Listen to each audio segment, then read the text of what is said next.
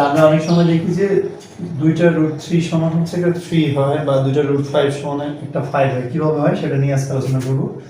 তো আমরা যদি এই যে বাম পক্ষে দেখি, তো এটা √3, এটা √3, তার মানে কি এই রুটটা দুইটার উপরেই কমন আছে। তাহলে আমরা কি করতে পারি, আমরা হচ্ছে দুইটা রুট থেকে একটা রুট কমন নিব। এই যে কমন নিলাম, নেওয়ার পরে কি এই যে 3 × 3 করব, এটা 3 ×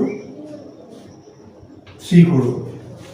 এবার কি করে দেয় যে যদি আমরা সূচকের নিয়ম অনুসারে করি যে এর পাওয়ার হচ্ছে 1, এর পাওয়ার হচ্ছে কত 1, তাহলে কি করা যায়, আমরা জানি যে সূচকের নিয়ম অনুসারে ভিত্তি যদি একই থাকে তাহলে ভিত্তি কয়টা নিতে হয়, একটা নিতে হয়। এই যে √1 থাকলো, এবার এই পাওয়ারগুলো কি করতে হয়, পাওয়ারগুলো হচ্ছে যোগ হয়ে যায়।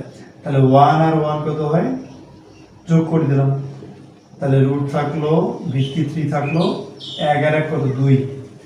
আমরা জানি যে কি রুট আর স্কয়ারে কাটা যায়, রুট স্কয়ারে কাটা গেলে কি হয় 3 হয়।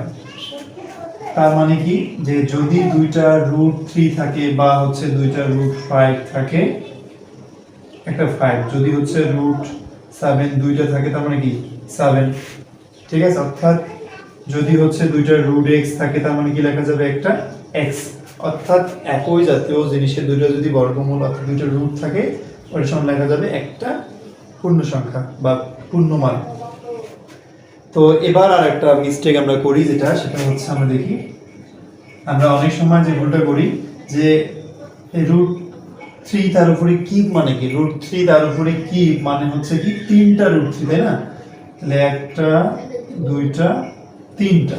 তাহলে আমরা কি শিখলাম যে দুইটা √3 মানে কি, দুইটা √3 মানে হচ্ছে 3, আর এই যে √3 থাকলো 3√3।